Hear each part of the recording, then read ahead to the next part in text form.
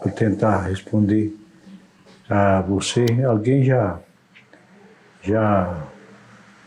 chegou a dizer para mim que eu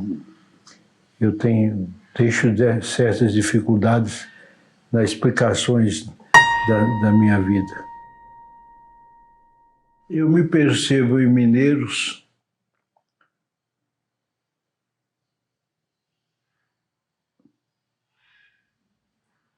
como Martim da Chica.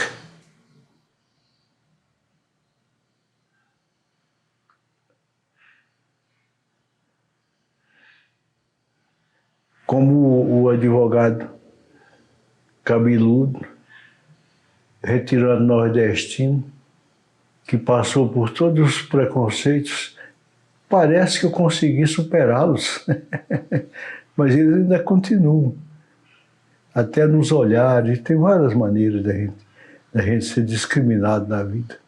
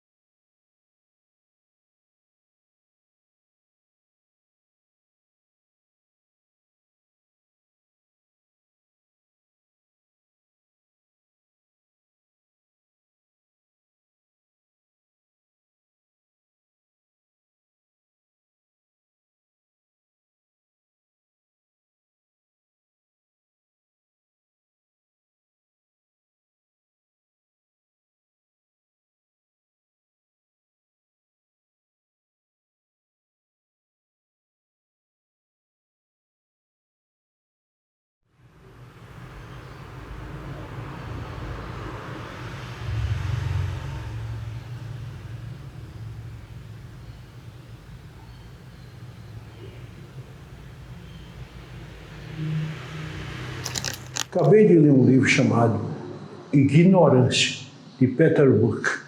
É um dos maiores historiadores da história da cultura, da história da humanidade. E ele está explicando com detalhes, com profundidade, a respeito da ignorância. E eu fui descobrir o tanto que eu sou ignorante. Você tá entendendo? Em que sentido? Em que sentido? Em todos os sentidos que você possa imaginar. Quando pensar que porque escrever um livro já é muito importante, nada disso. Pensei porque eu fiz direito, eu sei tudo de direito, eu não sei.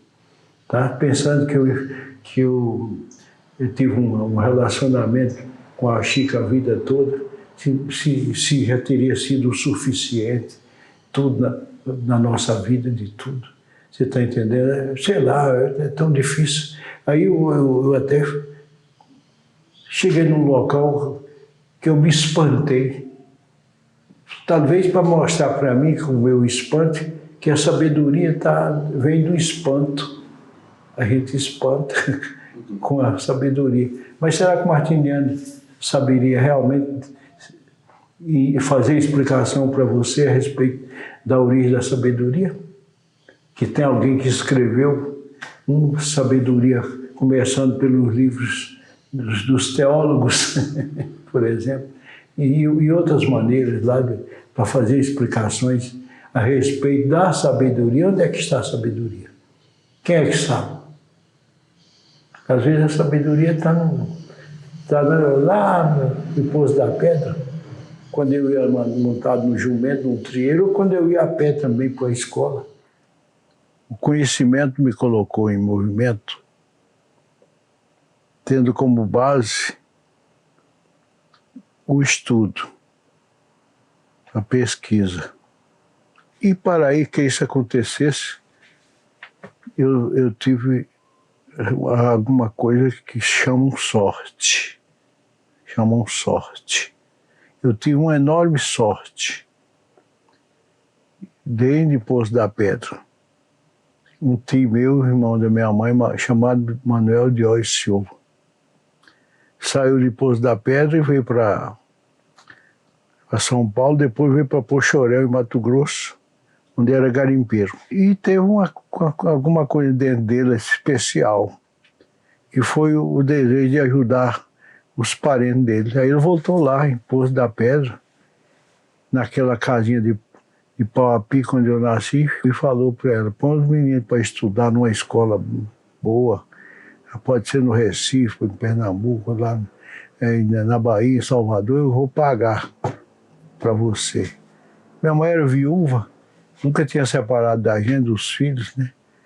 Aí minha mãe, eu sentado num tamborete ali, assistindo isso que eu estou contando aqui agora, aí minha mãe olhou para ele, abraçado no nosso abraço baiano com ele, dos irmãos, e falou: não, Manel, nos leva para o Mato Grosso.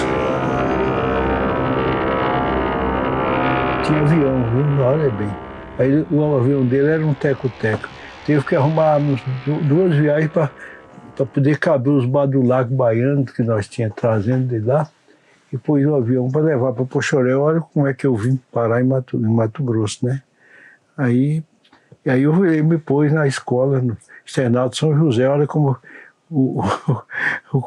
o conhecimento começou a me botar em movimento. Ele alugou uma casa para minha mãe e eu fiquei na escola lá, fazendo o 4º ano, porque o 3º tinha feito com o professor Mundoca, lá na escola no mato, onde eu ia montado no jumento. Chega daqui a pouco, o Finado Manel me orientando, falou: agora você quer continuar? Eu vibrei para ele, porque eu estou sonhando ser grande até agora, estou sonhando. Como eu já falei que eu sou cego, mas só vislumbro as luzes, né? Que eu sou pequeno, mas só fito os Andes, né? E lá eu já estava com esse intuito, inclusive sem saber quem era Castro Alves, né? Mas eu estava pensando desse jeito. Então aí eu fiz o 4º ano e ele me internou no Liceu Salesiano de Cuiabá. Olha aí, fiquei 3 a 4 anos interno, a missa era rezada em latim, tive que ler Machado de Assis. Imagina eu vim do sertão lá e ler Machado de Assis sem ter noção do que era, ler Zé de Alencar, ler não sei quem, e ficar naquele local interno por 4 anos, né? Aí, olha, aí o conhecimento. Encontrei lá um dos grandes escritores, hoje já falecido, o Guilherme Dick, que era um cara descendente de alemão, que queria ser filósofo.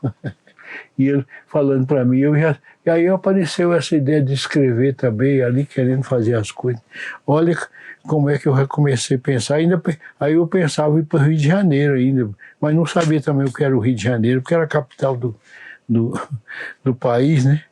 E o Finado Manel pagando para mim, olha que coisa, eu aprendendo. Porque se não fosse o Finado Manel, você não estava fazendo essa entrevista comigo aqui hoje, não, ué. Veja bem, o estudo me põe em movimento, tá? O conhecimento me põe em movimento, tá? Olha como foi tão importante. E lá desse colégio, fui para o Exército, lá em Cuiabá também, que foi outra experiência, outro conhecimento, chamado sobretudo a questão da disciplina. Essa experiência me fazia colocar em movimento em Cuiabá, onde eu fui interno, onde eu conheci a Chica, tá? Lá ia ver minha irmã interna, lá, que era a Mariana, e era colega dela, eu vi a Chica. Chica saiu do internato, foi para um semi-internato, e nós começamos. Aí eu queria ir para outro canto, vim parar em Mineiros, por causa da Chica. Mas aí tudo isso sonhando ainda em crescer, em ser grande. Olha quanto movimento, quanta dinâmica foi surgindo por causa do certo conhecimento que eu fui adquirindo. Por quê? Porque um tio meu me colocou, pagou escola para mim. Outra sorte enorme também, que tem muito a ver com a sua pergunta, é o fato de eu ter encontrado na Faculdade de Direito mais 7 pessoas que gostavam de escrever. E nós chegamos a publicar um livro dos 8, no dia da formatura. Olha quanta coisa. O o conhecimento me colocando em movimento junto com um grupo dos 8 colegas da faculdade, 5 estão hoje na Academia Goiânia de Letras. Será que eu, no meu tio, não tivesse colocado para estudar, para ter um certo conhecimento, eu teria entrado na Academia Goiânia de Letras? Eu estaria no Instituto de História e Geográfica de Goiás, eu estaria dando aula de introdução à ciência do direito aqui na Unifimes, aqui na FAMP e nas faculdades aí da estadual, por exemplo. Olha aí, quanto movimento, quanta dinâmica foi acontecendo na minha vida em razão de certo conhecimento que eu fui adquirindo com o quê? Com o estudo que um tio me proporcionou, a ponto de todos os livros que eu publico até hoje, eu dedicá-los a ele, dizendo que sem ele eu não escreveria este livro. Aí ele volta para Cuiabá e terminaram mantendo ele lá para roubar, porque ele comprava diamante. Por causa disso, eu tive que ir para Cuiabá e sabe o que eu fui fazer lá por causa disso? Fui ser assistente de acusação no processo que o meu tio era vítima. Até agora eu continuo dinamizando esse conhecimento através dos movimentos que eu estou fazendo, andando pelo Brasil afora, lançando livro, por exemplo. Eu com 87 anos, estou aqui achando e acreditando. Não é só achar, não. Comprovando, por favor. Como advogado, eu aprendi que aquilo que você pensa, que aquilo que você alega, tem que ser provado. Quem alega e não prova, quase nem alega. Alegar, se não probasse, quase não alegasse. Os romanos ensinaram lá em latim. Você está entendendo? Então, mas tudo isso, por que eu estou falando isso? Decorando umas frases em latim. Olha aí o movimento andando, funcionando. Tá? Olha que coisa, quanta coisa que eu estou causada, porque um tio falou para minha mãe, pôr os meninos na escola, que eu vou pagar a escola para eles. Talvez nunca pensando que ia me causar tanto movimento na minha história, né? Na minha trajetória, nos meus, sei lá, na minha vida. Uma vida que eu não vou dizer que é sem importância, não, que eu seria hipócrita. Uma vida importante, sim. Eu tenho que dizer que eu tenho importância na minha vida.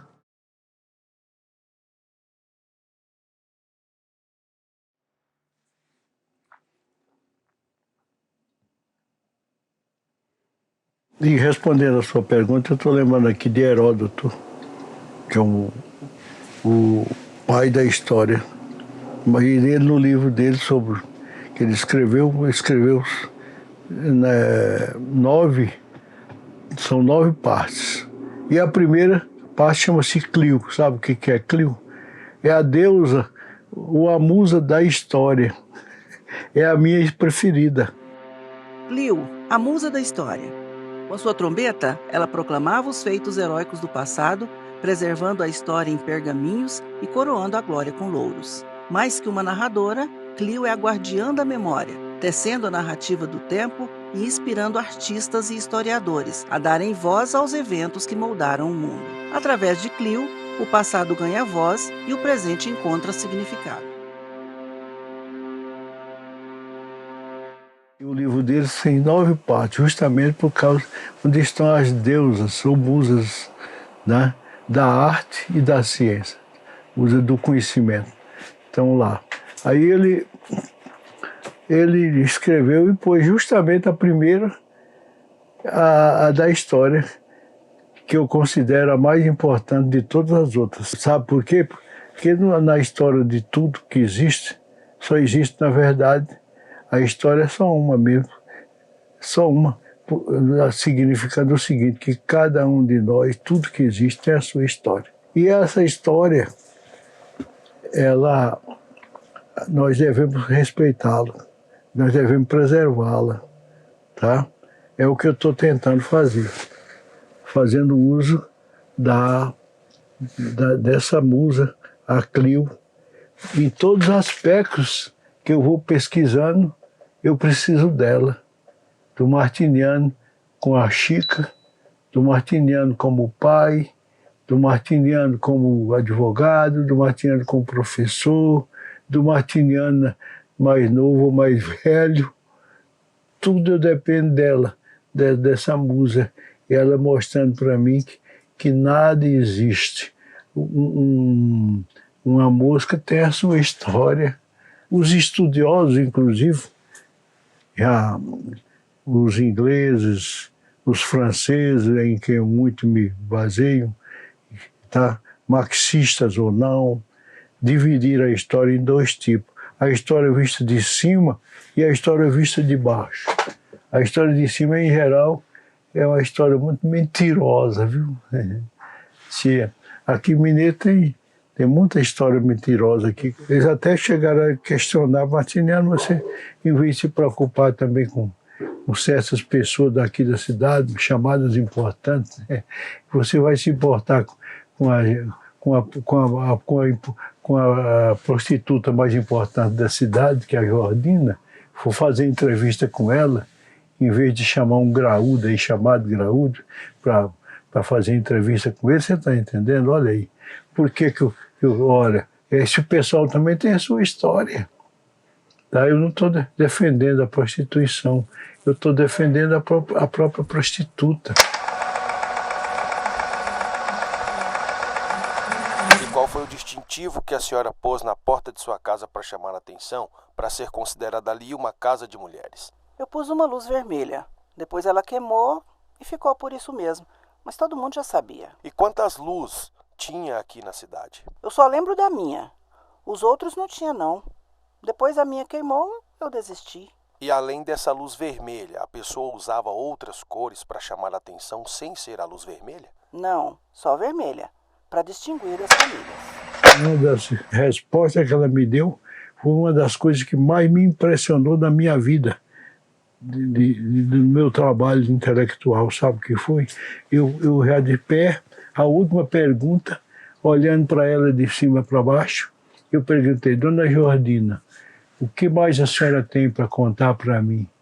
Ela olhou para mim, chorou e falou, me chamando doutor. Doutor Martiniano, o que eu tenho a dizer para você é que eu pensava que ninguém mais ia se lembrar de mim.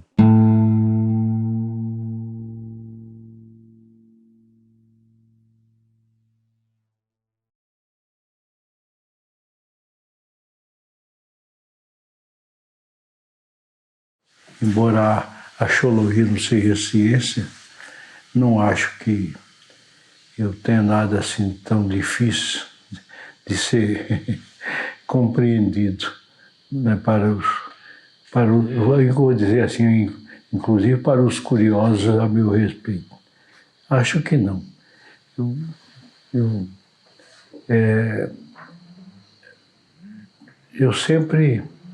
Eu sempre já cheguei a dizer para várias pessoas que eu sou um homem simples, mas eu não sou simplório. O fato de eu estar na Academia Goiana de Letras não pode tirar de mim a minha simplicidade. Tá? Não pode arrancar de mim a minha lembrança de ter andado montado no jumento, né, para ir para a escola. Tá? O fato de ser advogado, feito um curso de direito, tá? De ter escrito um livro chamado Advocacia e Engenharia, premiado nacional, que me levou até Brasília, do Conselho Federal, tá? Onde eu fui homenageado. Não tira do Martiniano as minhas raízes mais simples. Eu não acho que possa ser tão difícil para ser compreendido.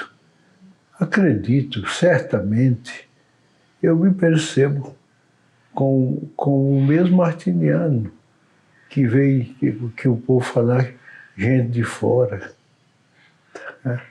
O Martiniano que chegou aqui, o Martiniano com certas curiosidades, querendo saber o que significava mineiros. Essas curiosidades, até chegar a um ponto de ficar sempre lembrando do pensador que diz que quem não quer curioso nada sabe. Então eu estou querendo continuar assim, um sujeito curioso que nada sabe. Está entendendo?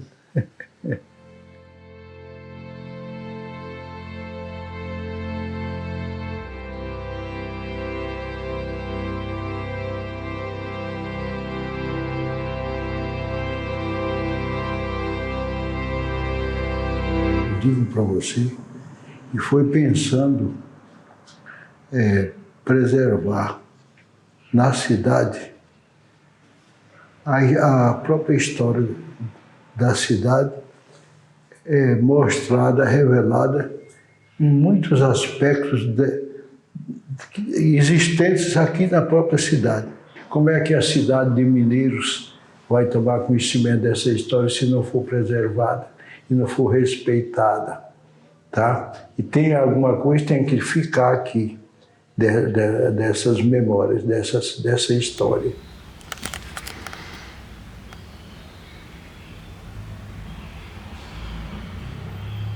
Uma das relíquias que eu tenho duas aqui que me alegra bastante. Eu tenho muita alegria de vê-las. Uma é essa da foto, uma foto desse tamanho assim, que foi esculpida na parede, colocando cada um dos meus parentes, inclusive consanguíneos. Olha aí que coisa. Aqui são 19 pessoas, é a família do Martiniano. Aqui estão os meus filhos, todos, a minha esposa querida Chica, os meus netos, os meus bisnetos. Olha, mas que coisa mais importante eu chego aqui e lembrar da minha família, que foi constituída aqui na cidade do Mineiro, atraído por um rabo de saia muito bonito, extraordinária, a querida Chica. Eu que sonhava ir para o Rio de Janeiro, sem ter noção do que era o Rio de Janeiro, querendo ser advogado também, mas não tinha noção do que era ser advogado. Você está entendendo? Mas eu tinha havido um vaticinado que lá era a capital do país, eu queria ir, mas a Chica mudou o meu roteiro estudantil. Vim parar em Mineiros, inclusive, para conhecer o Igor, que também veio de São Paulo, o outro rabo de saia atraiu, ele parou por aqui. Olha, o Igor, como isso é interessante. Sim. Na nossa vida e vira relíquias. Você vai ter que escrever isso depois, né? Colocar em algum lugar, porque senão, como é que nós vamos... você vai viver depois, sabe, para os seus descendentes, ou sei lá, querem saber da sua vida. Você não. Eu estou preocupado com isso. A outra relíquia, interessantíssima, que me orgulha muito dela, está aqui. Todas são muito importantes. Uma é eu montado no jumento que está ali. Está ali, mostrei para você. Um grande artista pintou, esculpiu lá, montado no jumento, carregando uma cruz. Que coisa mais interessante, uma cruz. A maior simbologia do cristianismo, né, católico no caso, né? Imagina isso. Aí, mas a maior, uma outra enorme, é uma que está lá, é um quadro ali mostrando um documento importantíssimo na minha história, na minha trajetória intelectual. É o documento que eu recebi um diploma de mestre em História Social pela Universidade Federal de Goiás, com nota 10, tá, gente? Eu fiz a defesa tendo como tema Quilombos do Brasil Central. Uma outra é o Martiniano esculpido por um pintor, um artista plástico da cidade, Diogo Ferreira, me colocando aqui na parede e autografando um dos meus livros considerados os mais importantes, que é o Racima Brasileiro, está lá.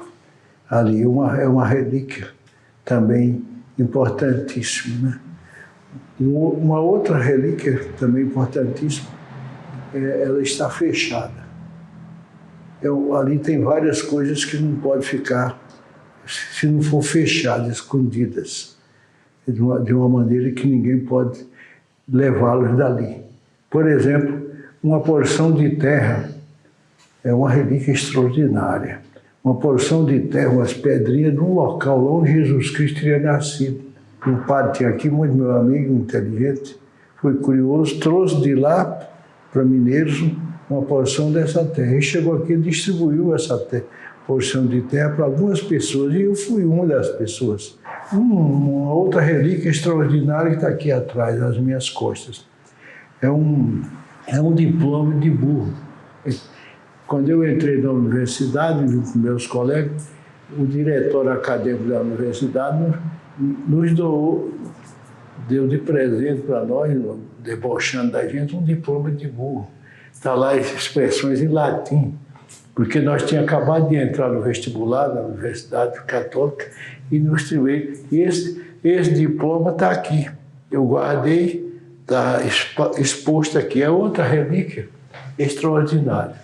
Creio ter dado para você exemplos de muitas relíquias que estão aqui, e o próprio fato de estar aqui no local, que é a sala onde era o escritório da minha filha, Cátia Rezende Silva, tá? Que é a minha filha com a Chica também. E é o escritório dela, o primeiro local onde ela advogou, está aqui junto comigo. Ali, junto, ao lado, é onde era o escritório do Vasco também. Está cheio de relíquias lá. Só para lembrar das relíquias lá, eu lembro para você as capas dos meus livros. Estão fixados lá também, num ambiente que era o escritório do meu filho Vasco. Desde o primeiro livro que eu publiquei, A Moça que Ria Muito, todos eles estão lá. É uma relíquia interessantíssima. Mas lá tem outra relíquia também extraordinária que eu considero. Está lá, quem quiser ver. É uma foto onde eu estou com meus confrades da Academia Goiana de Letras, onde eu sou da cadeira 12. Olha que relíquia mais interessante. E logo abaixo outra relíquia interessantíssima. Eu estou junto com os meus confrades da Academia Mineirense de Letras, que eu fundei em Mineiros. Nós temos uma revista que está até aqui, dos 50 anos da academia, tá?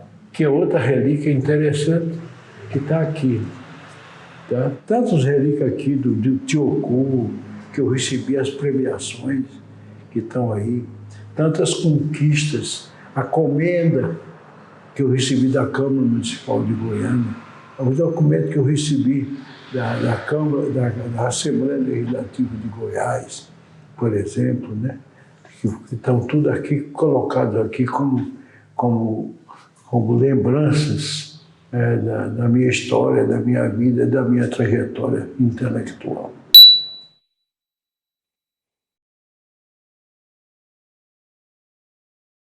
Ela é a razão maior da minha presença aqui nessa cidade, tá? Foi ela. Ela foi fundamental na minha vida, até hoje. Está escrito lá no túmulo dela isso que eu estou falando.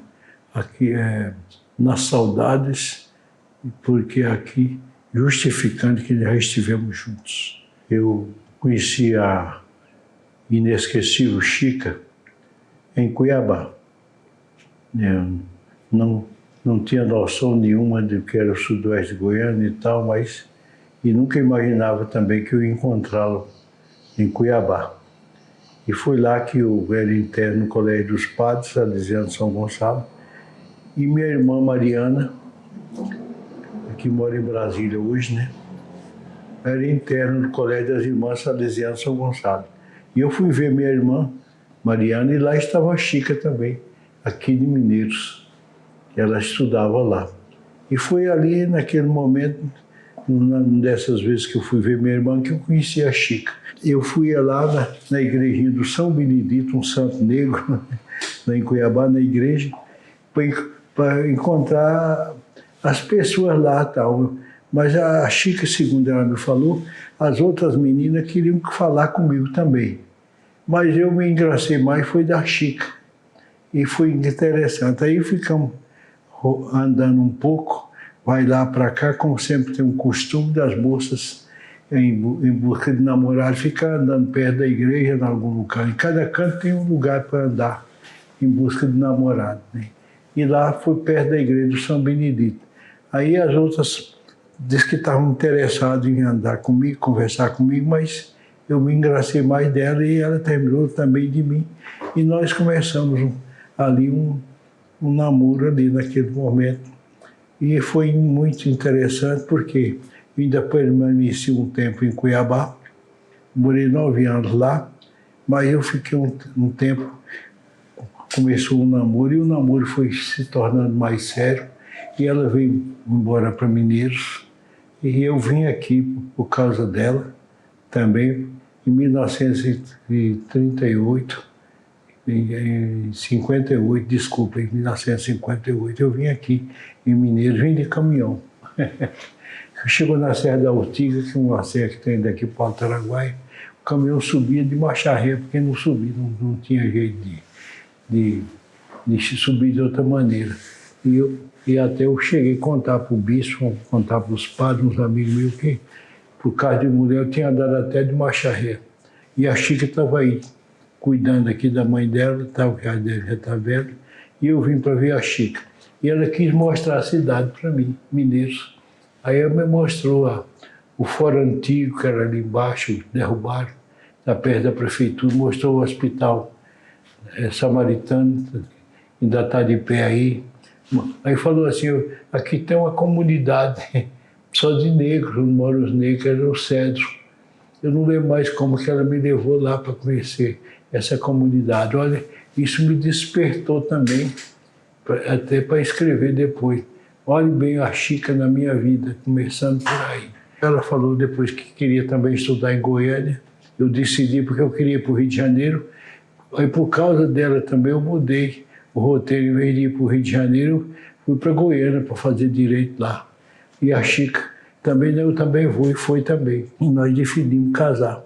Aí eu entendi com ela, ela também aceitou que eu só casaria, nós casaríamos quando eu estivesse no 4º ano da faculdade de Direito. Eu já tinha certeza que eu queria ser advogado, só que eu não tinha muita certeza do que era ser advogado, mas eu queria ser advogado.